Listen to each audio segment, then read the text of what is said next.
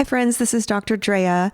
Before we start the show, I wanted to make an acknowledgement and mention that we recorded our show just days before the violent incident that occurred in Atlanta, Georgia.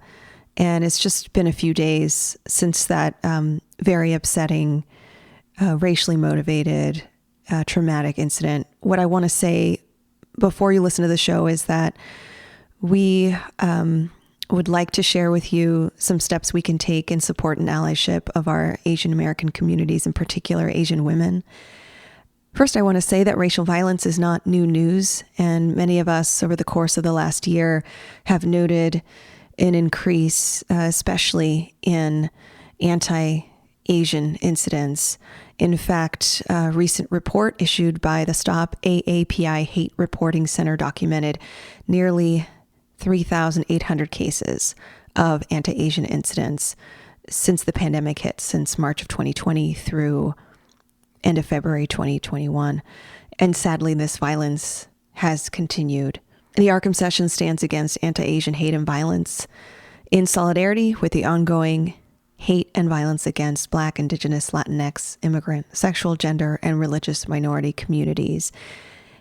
In fact, today's episode about Steven Universe happens to surround the topics of acceptance and better understanding people in their entirety, their entire humanity, not just the aspects of them that we're most comfortable with. With that, I do want to mention two areas of support and help that we'd like to ask you to participate in. First, we'd like you to know that the Arkham Sessions will be donating all of the funds that come through our Patreon during the month of May, which is Asian American and Pacific Islander Heritage Month, to stop AAPI hate. Second, we know that the need for mental health resources is greater than ever. And so I ask you to look into the National Asian American Pacific Islander Mental Health Association. This is NAAPIMHA, who has initiatives that include a full database of mental health and behavioral services for Asian Americans and Pacific Islanders across the U.S., and who is also receiving donations through its site. This is yet another place where your support, your donation, and spreading the news, if you don't have extra funds to spend, could be particularly strong just in terms of allyship and raising awareness. With that, we appreciate you as a listener of the show, and we hope you enjoy it.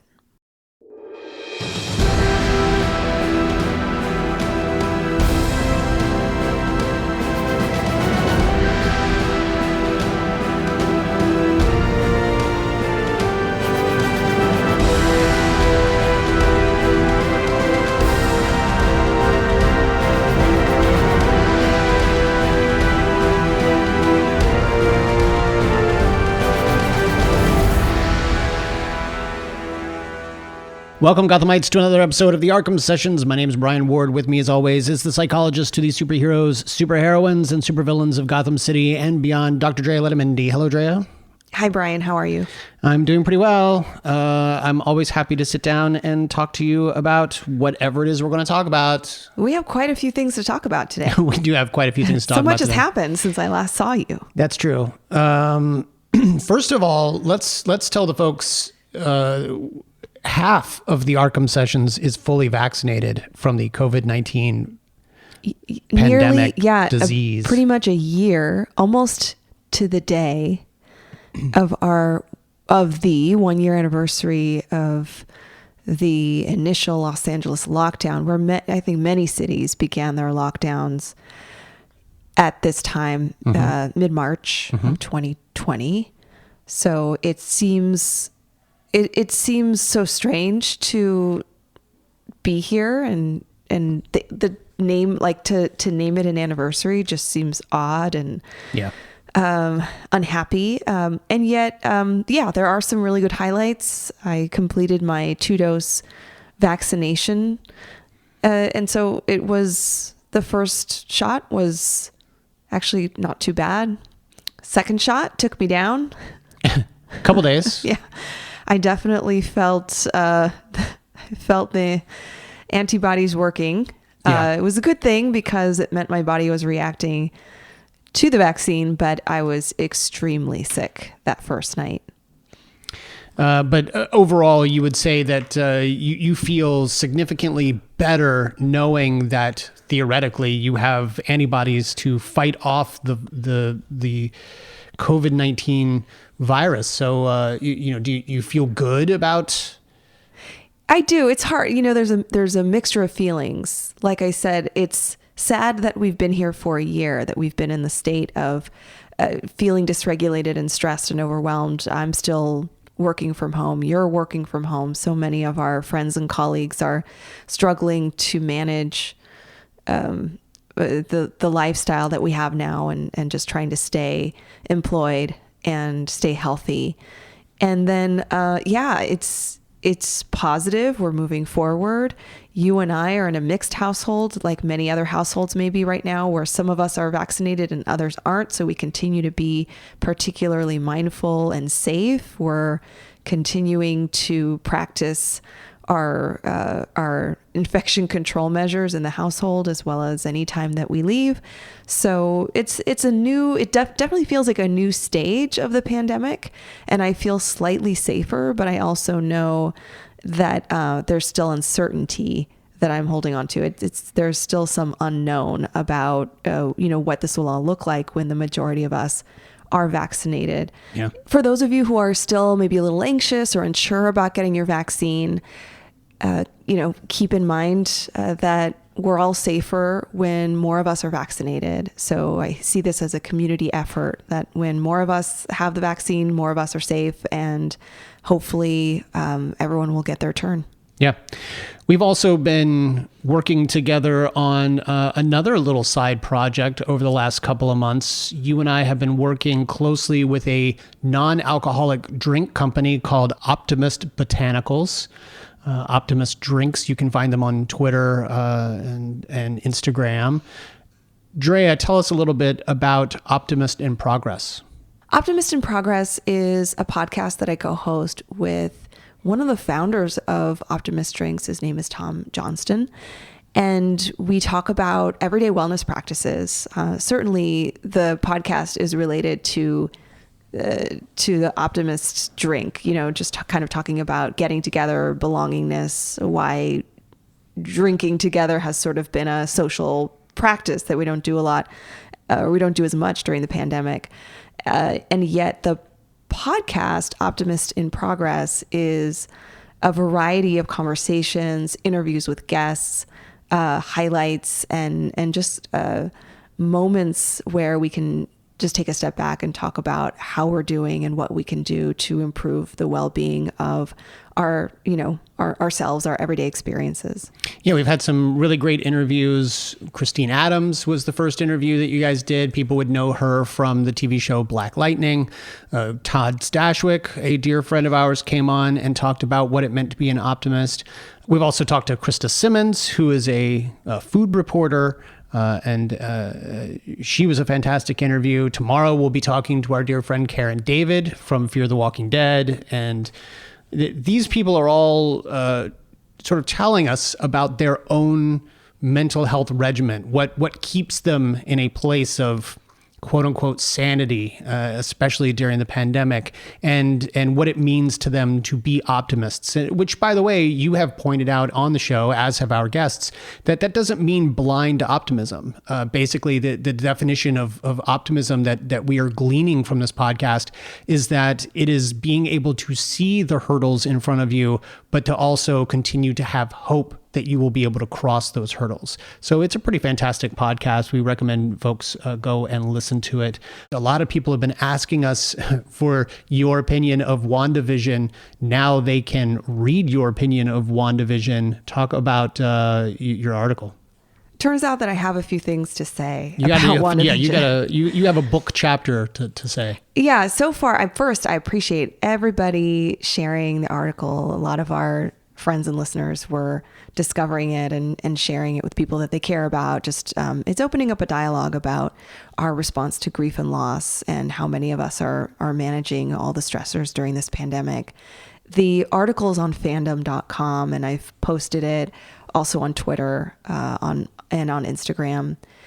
And it's a pretty deep dive, not so much into Wanda Maximoff. It's certainly reviewing a lot of her history of trauma, but specifically helping us understand how she copes with the loss of vision and the ways in which her experience with the loneliness, the sadness, the intense anguish that she was holding on to is relatable for many of us. And so I recommend folks check it out. We put it up on Patreon. We put it up on our social media handles. It'll be up there for a bit. Yep. And we'll be sure to put it in the show notes as well.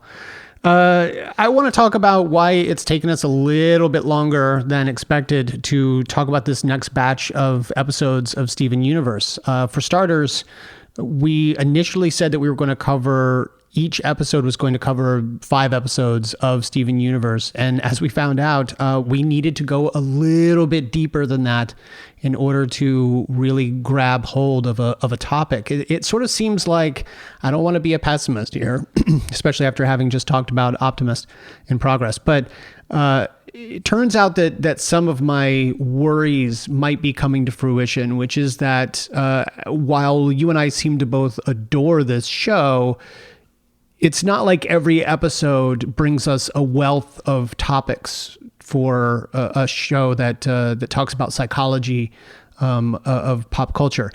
Certainly, I think this show is going to take us down some really great paths as it continues. But as we are now 15 episodes into the show, we are finding that we are enjoying the show for just how fun it is more than we are able to glean psychological topics. Would you agree with that, Drea? Absolutely. It is an instant mood booster. As soon as we started watching the show, or every time we start an episode, it's just a delight to watch. But you're right. I think we have to kind of approach it from a more comprehensive lens, that episode by episode, a singular event may not quite be as full and rich just in terms of the concepts and the topics that we may want to talk about. But then taken together, like the last 10 episodes we saw, for instance, give us a better sense collectively about the personalities of the gems. Yes.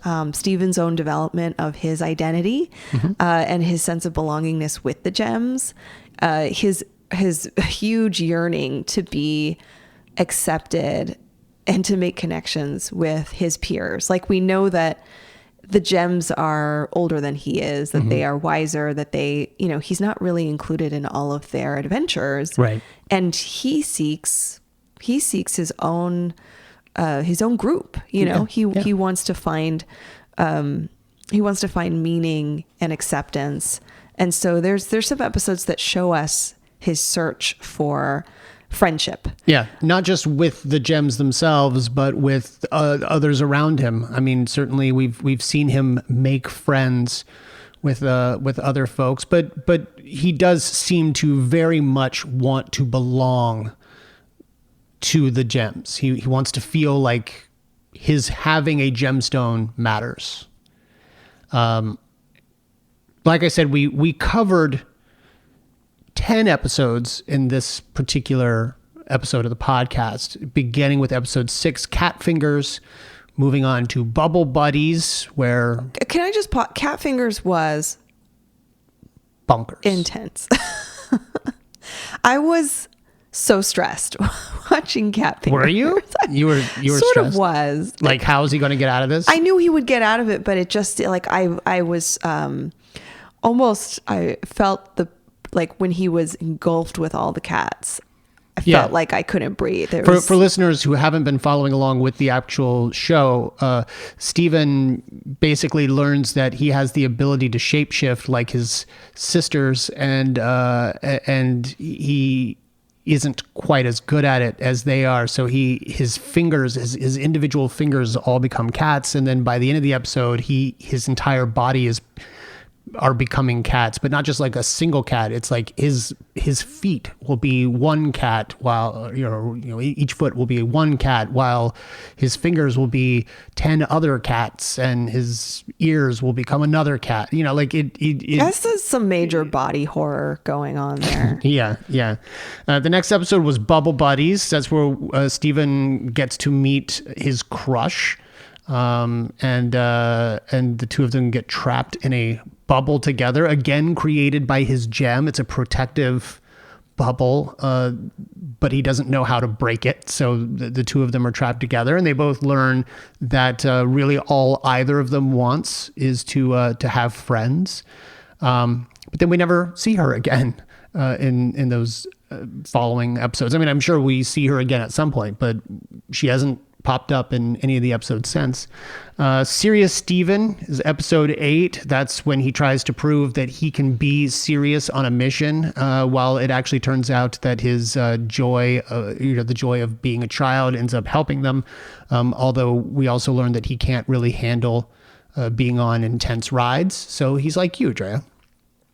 He just can't handle those thrill-seeking rides at Disneyland.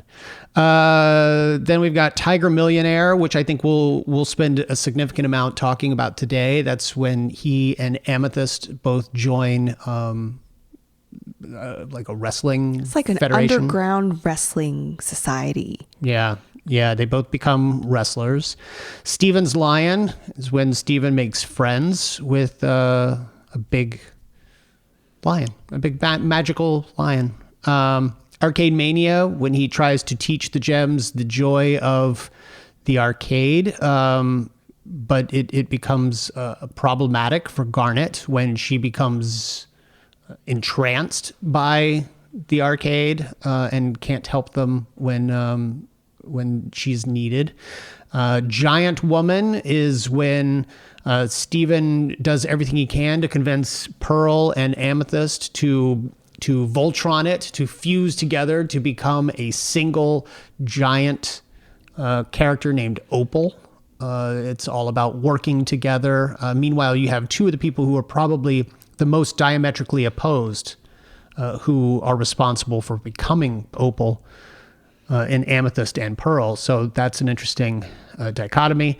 Then we've got So Many Birthdays, where Steven tries to celebrate a giant birthday party with the three gems who don't seem to appreciate it quite as much as he, and that wreaks havoc with his own psyche and his accelerated growing out of the fun of being a kid. Lars and the Cool Kids, exactly what it sounds like. Steven's friend Lars desperately wants to hang out with some cool kids, doesn't feel like he belongs, and ultimately they all sort of get into trouble by going into an area that they shouldn't.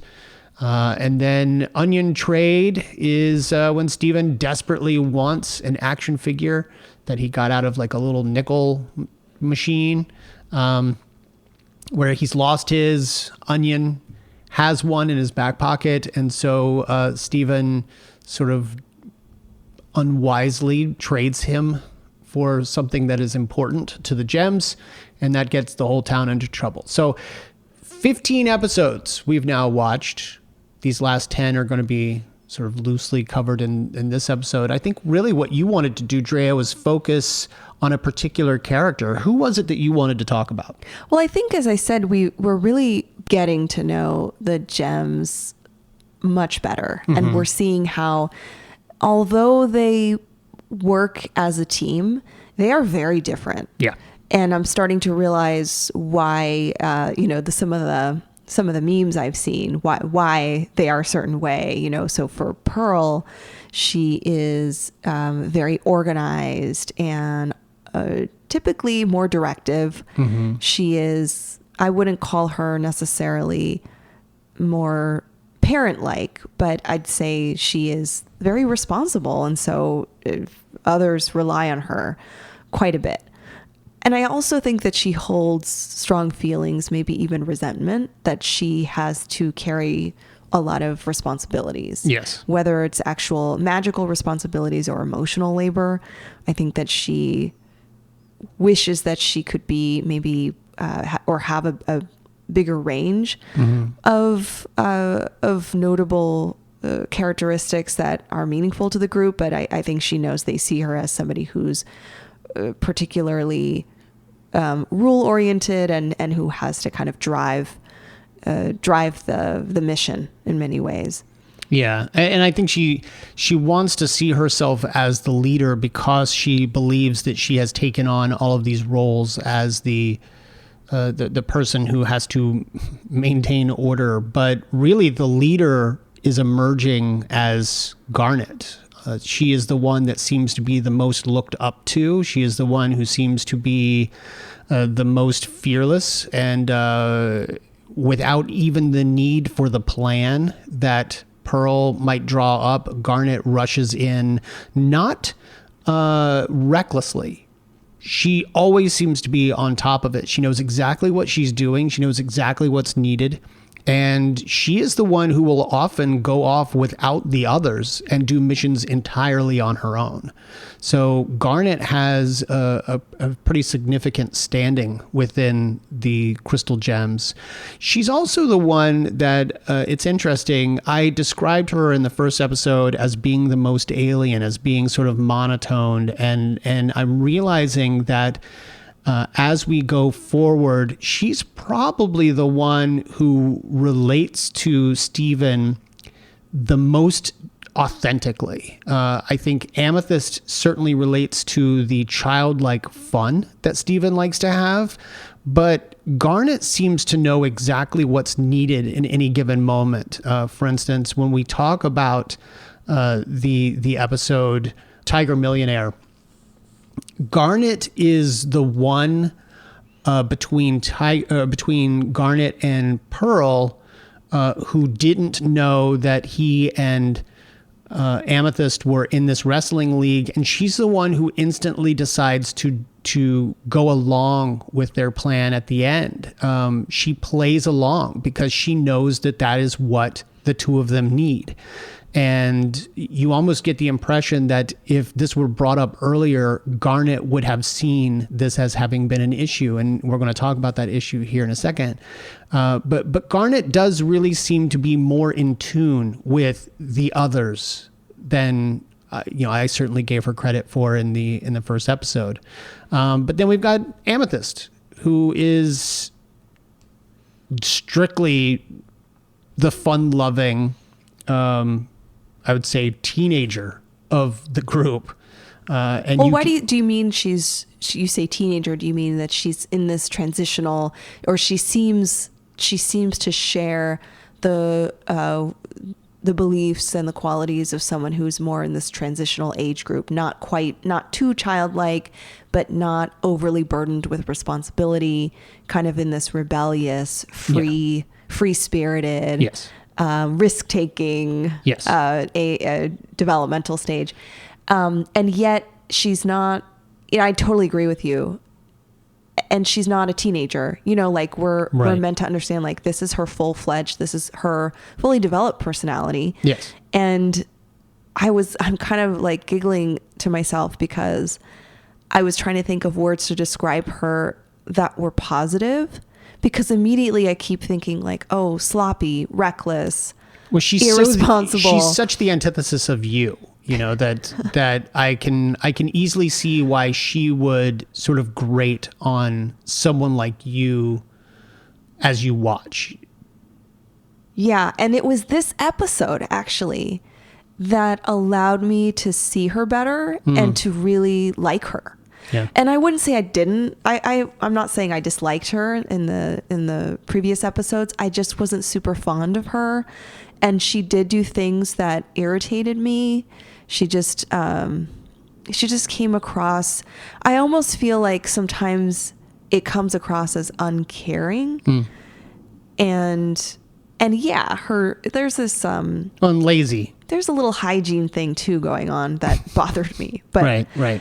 Well, you say lazy and it's like, yeah, even, sort of her outlook, her perceptions were I think you're right. There's something about the mentality she carries, which is to embrace ease, to embrace fluidity, to just kind of allow things to happen, and also to intervene and to act impulsively. Yeah. And so that interesting mix of things, it just creates a discomfort. I'm not sure if that feels safe to me. Well, we even learned in the first episode that she doesn't have to do anything to summon the power of her gem. She just takes it when she wants it. It comes easy to her, as everything seems to come pretty easy to her.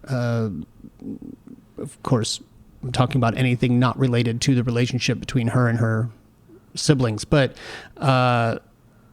even in later episodes, as we look at, say, Onion Trade, the majority of the episode, she's lounging in a deck chair. I mean, she takes in everything that it means to be sort of enjoying the moment, as opposed to, and I think that's probably what it is. It's not even laziness so much as she is simply someone who is zen with enjoying the moment that she's in. So if it's lounging on a deck chair, she's into it 100%. If it's playing a video game at the arcade, she's into it 100%. Not as much as Garnet, but she is into it 100%.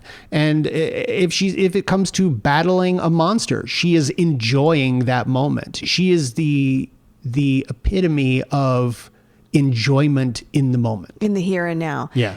Unlike Steven, she's not. There's definitely some clear similarities, right? Yeah. But unlike Steven, she's not ruminating about the self. Yeah. He's a little bit self-doubting. He's kind of a little bit, worried about his belongingness and about his value. She doesn't think about that, but unlike Pearl, she doesn't ruminate about the future either. Yeah. She's very present in the moment, and it works for her.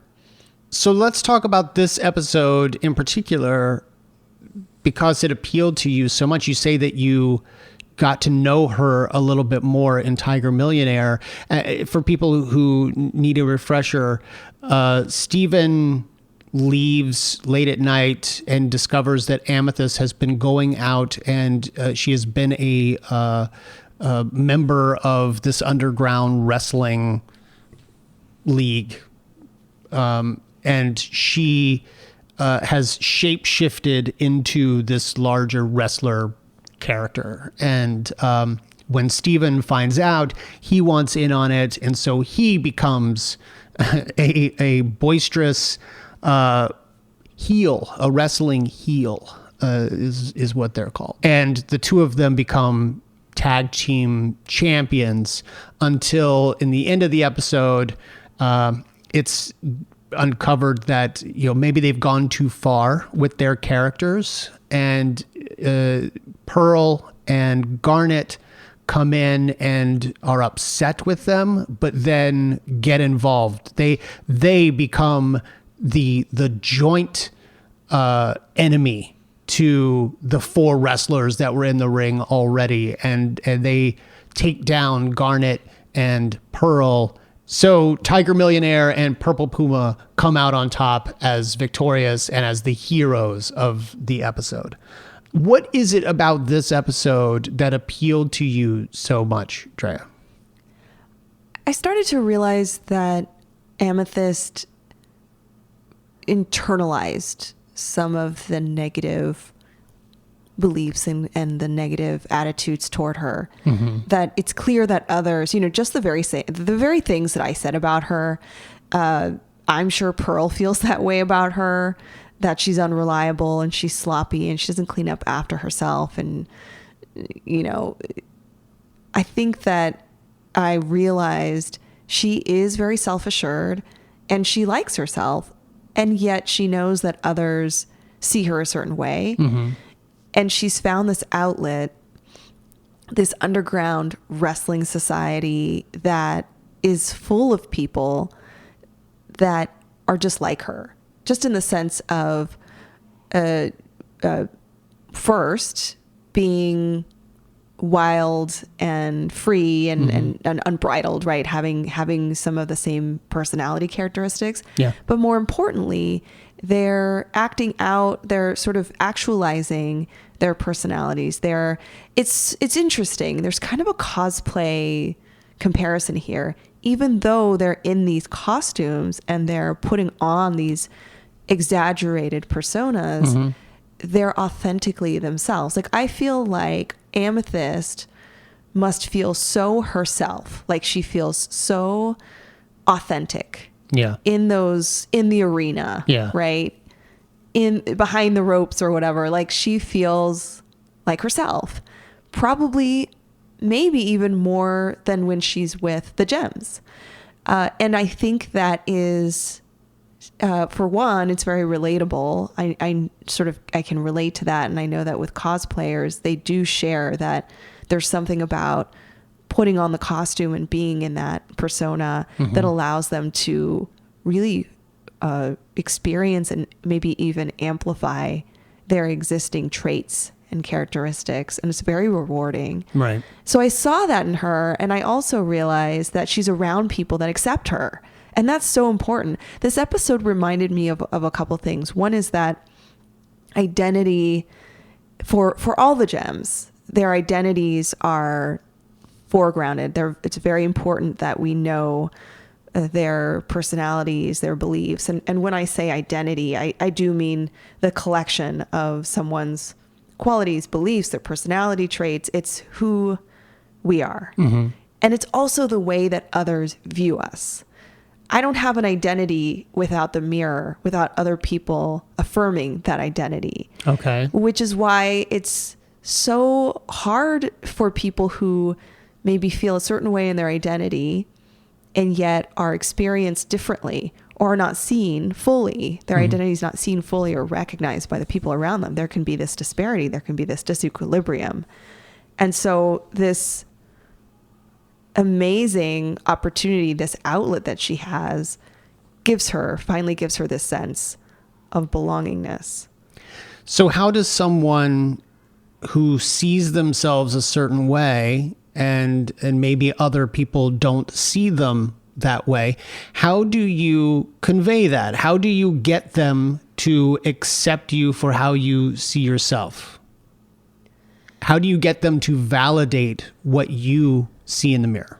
Well, the first thing to note is that, there could be just a misunderstanding, just a misinterpretation. We're talking about perceptions. So the gems may perceive Amethyst as being chaotic and irresponsible and messy. Right. And she doesn't see herself that way. She sees herself as maybe free-spirited, and she may even see herself as unique, and she may like those attributes. But the important thing to notice is that the very things that could be criticisms are the personality traits that are well accepted and maybe even more common in this community that she's discovered, right? She may be like, her wildness, her fluidity, her free-spirited nature, this is actually really embraced. So here's how I do want to answer your question. She's also at times seen as aggressive. And there, I think this is where we can get into an area of misunderstanding, if not stereotyping. Okay. And I think there's an area here, there's a space here to better our perspectives of the people in our lives. So for instance, if there are qualities about Amethyst that are disliked, she understands that, and she's going to experience a sense of rejection. You can't really say to her, I really like you as a person, but you're aggressive. Yeah. Or I really like you as a person, but you're irresponsible, right? It's like telling someone, I like you as a person, but I don't agree with your preferences. It could even be, one example, if we expand on this, is, I don't like your sexual orientation or preference. I don't like that about you, but I like you as a person. So see how I'm sort of beginning to show that you really will create an experience of rejection. Yeah. If you're not fully seeing someone for who they are. And this can span various aspects of our identity, our race, our ethnicity, our romantic or sexual preferences or orientation, our gender. And I think this is where we can be maybe more insightful about how the way that we're treating somebody, the way that we're sort of capturing, compartmentalizing the parts of them that we like and don't like, that can be particularly rejecting. Mm-hmm. And rejection is, it is impactful. People who don't experience a sense of belonging are at risk for experiencing isolation, developing depression, even developing thoughts of suicide.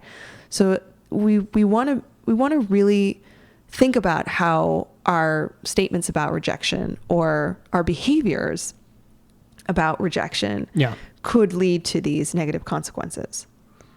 Now, she does find a group, and I'm glad you point out that the gems come to this community. And yes, at first they are, I don't know, they're particularly critical.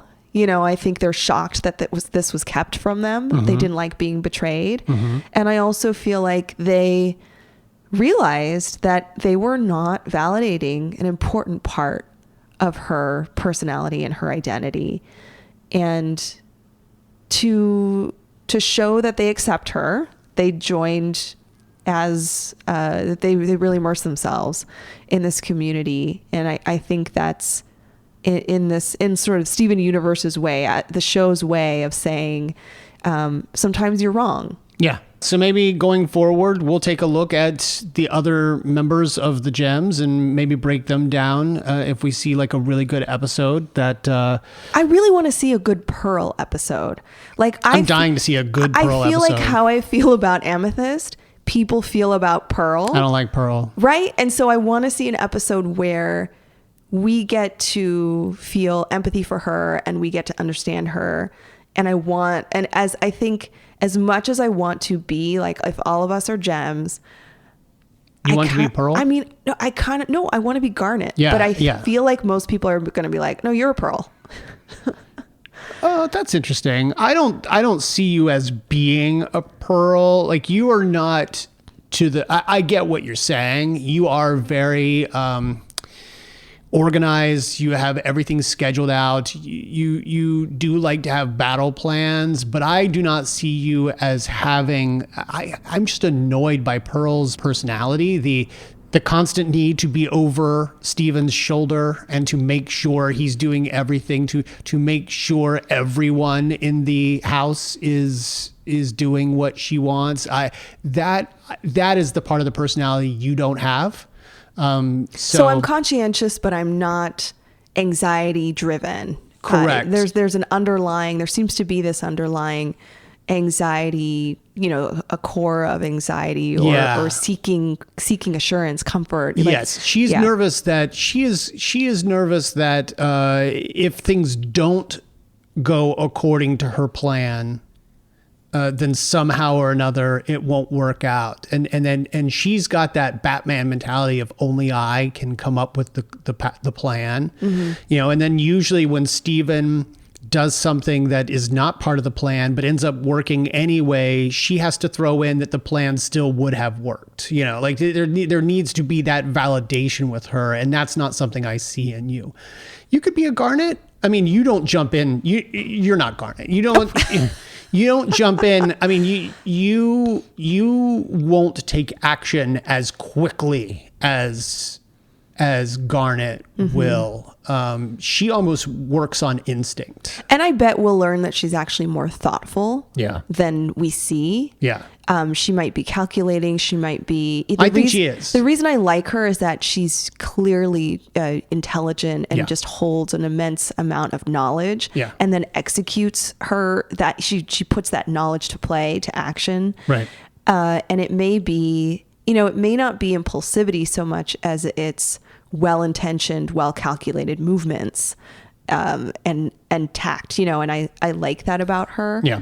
And I know she's also matter of fact, and she is straightforward and doesn't sugarcoat.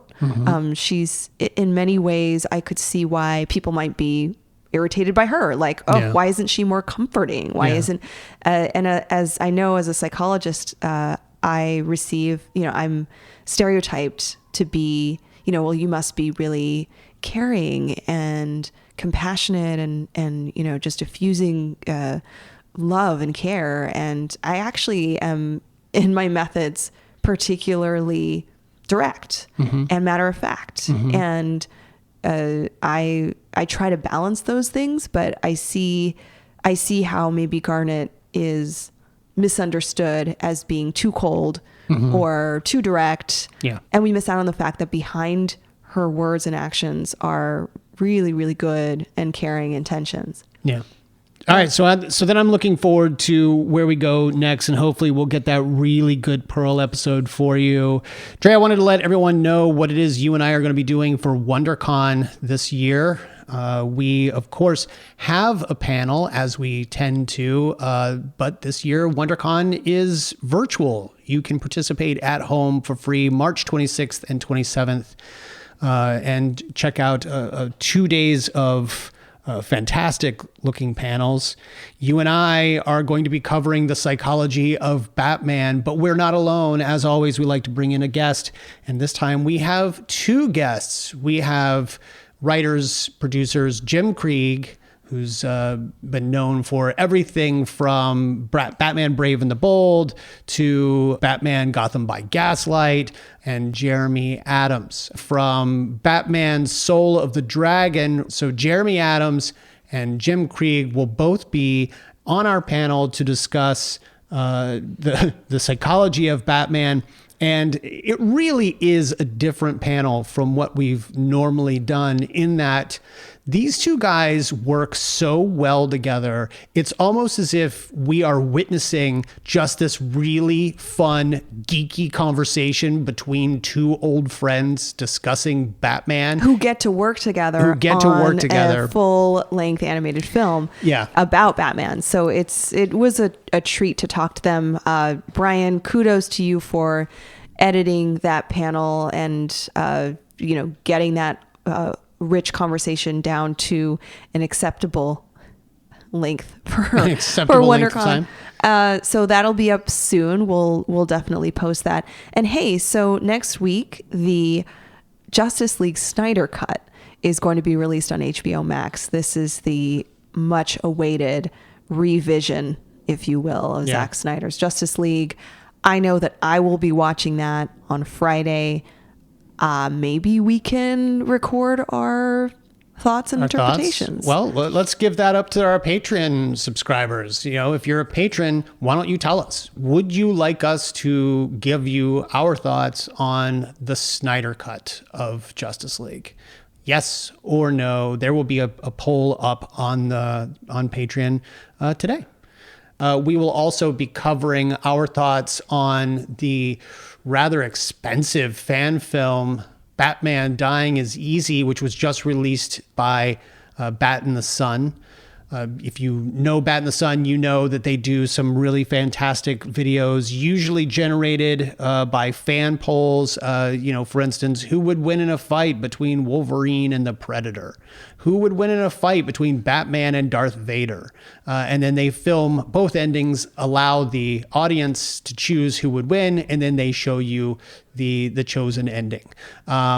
And they always look fantastic. They're always really high end. And they just did a 25-minute fan film on their own original Batman story. You and I are going to talk a little bit about how we felt about that. You can see that over at our Patreon as well. Let's go ahead and thank some of those patrons who have made these episodes possible. My father, of course, Carl Ward, Leslie Brownlee, Alex Hilk, Starr, Christopher Bauer, Michael Pruitt, Ian Stanton, Eric Rev Sully O'Sullivan, Vertigree, Maria Diego, Roy Hankins, John Henry, Dr. Jerome Anderson, Ariel Neona, Todd Stashwick, Samir Bakhta. All of you, we want to thank you for your your donations, your contributions to the show. Drea, why don't you tell the folks where they can find you online? You can find me on Twitter at Arkham Asylum Doc, on Instagram at Arkham Asylum Doc, and on my website, drdreapsychology.com. You can find me on Twitter at bward028, on Instagram at b_ward028. You can find us on Twitter at Arkham Sessions and on Instagram at the Arkham Sessions. Of course, you can like us on Facebook and get in on the conversation there. And please, we encourage you to join our family over at Fanbase Press for all of your podcast and comic needs. And of course, they've got a lot of great industry news as well. So go check them out over at Fanbase Press. Till next time, I'm Brian Ward. I'm Dr. Drea Letamendi. And together we are The Arkham Sessions.